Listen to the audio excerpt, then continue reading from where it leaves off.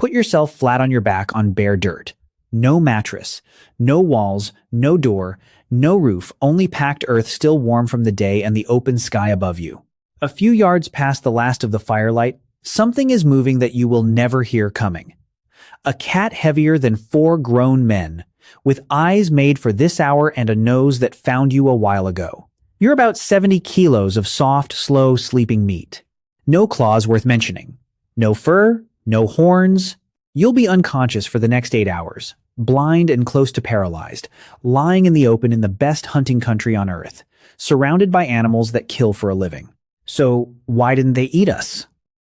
We like the flattering version of the story, that we made it through the long dark because we were clever from the start, that we threw up walls and built shelters and outthought the night.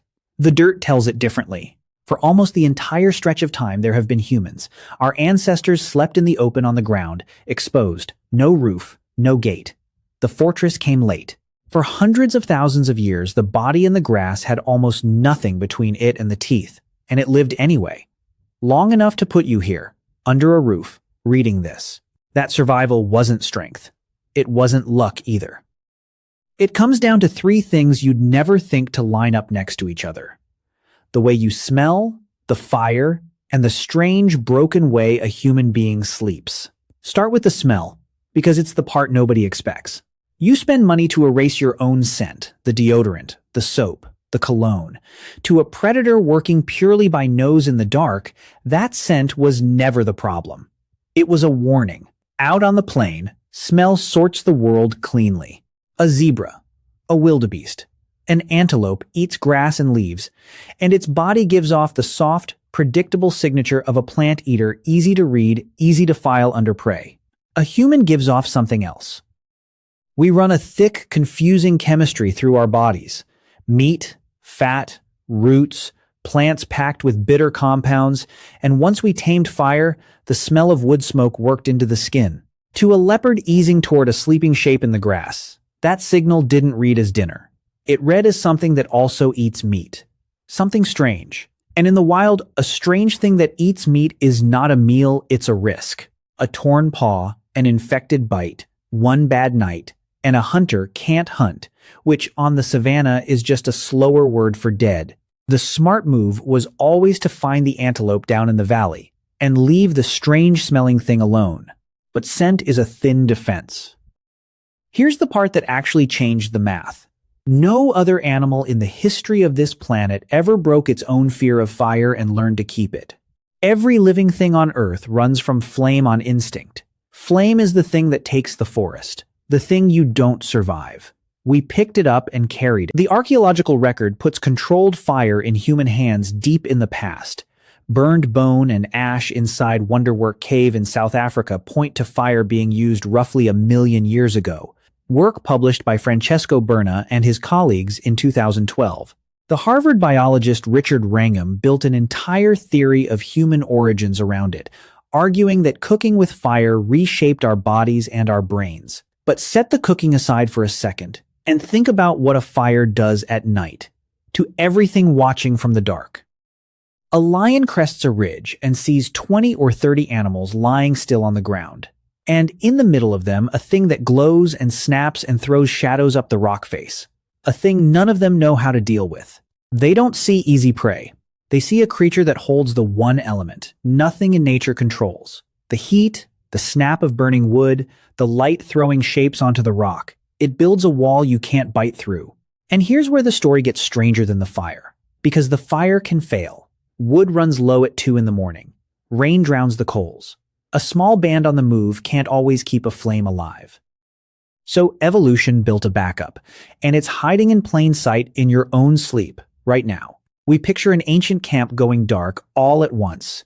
30 people closing their eyes together and leaving the whole place undefended until dawn. That's not what happens, and we finally have the data. In 2017, a team led by David Sampson and Charles Nunn at Duke University, with Alyssa Crittenden, published a study in Proceedings of the Royal Society B. They went to the Hadza, hunter-gatherers in northern Tanzania who still sleep the old way outdoors, in groups of 20 to 30, beside the hearth. The researchers strapped motion trackers to 33 adults and watched them sleep for 20 days straight, then went hunting for the moment the whole camp was unconscious at the same time. Across those 20 days, that moment added up to 18 minutes.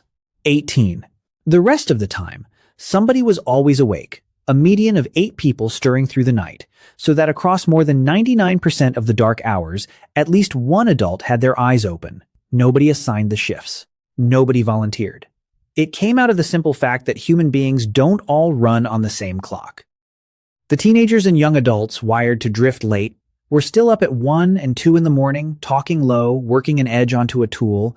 By the time they finally lay down, the oldest people in the camp, the grandparents, were already surfacing, the way older people do, awake before the light with no effort at all. The Duke team had a plain name for what those bodies were doing without being asked. The Sentinel. The watch was never empty. So your night owl cousin and your grandmother who's up at 5 aren't broken in opposite directions. They're the two ends of an old rotation, a guard schedule baked so deep into the species that it still runs in apartments where the only thing prowling the hallway is the refrigerator. Now hold all of it, the smell, the fire, the watch, and add the last piece, the one that turned us from a hard meal into a forbidden one. A lion runs a cold ledger. If a hunt costs more than it pays, the hunt isn't worth it. Take down a zebra and the rest of the herd scatters, panics, forgets by sundown, and grazes on. Herbivores don't come back for you. We did. A band that lost one of its own in the night didn't break camp and run at dawn. It armed itself, lit torches, and read the ground, the prints, the bent grass, the drag marks, and then it walked. For miles. For as long as it took, with a patience that has nothing to do with hunger and everything to do with memory. When they cornered the animal, they didn't settle the score and go home. They erased it. The predator, and often whatever den and young it was guarding, gone. We are the animal that hunts the things that hunt us. And we do it together. And we do it long after the danger has passed. Generation after generation, the wild learned a lesson it could never write down and never lost. The soft, slow thing by the fire is not worth what it costs you. Wake it, and its whole family comes looking for yours. I should be honest about the edge of this. The Hadza are not a window onto the deep past. No living people are a fossil, and the researchers said exactly that. We're reading the present for echoes of something older, and echoes can mislead. The smell and the retaliation we infer from how animals behave and how we still behave, not from a study with a clean number attached to it. This is the shape of the answer, drawn from real evidence and honest reasoning. It is not a photograph of one night 100,000 years gone, but the shape holds, and it's still inside you. So, tonight, when you set the alarm and put your head down in a sealed room behind a locked door with nothing in the dark that wants you, understand that part of your brain never got the update. The reason you snap awake at 3 for no reason you can name? The reason your grandfather is up before the sun and couldn't tell you why if you asked. The reason the teenager in your house comes alive at midnight and can't be moved at dawn. That isn't insomnia. Not really. That's the sentinel, standing a watch that ended a long time ago, against a predator that isn't coming because for a few 100,000 nights, it was... And the ones who slept too deeply, all at once, didn't leave anyone behind to wake up. You come from the ones who kept watch. You still do.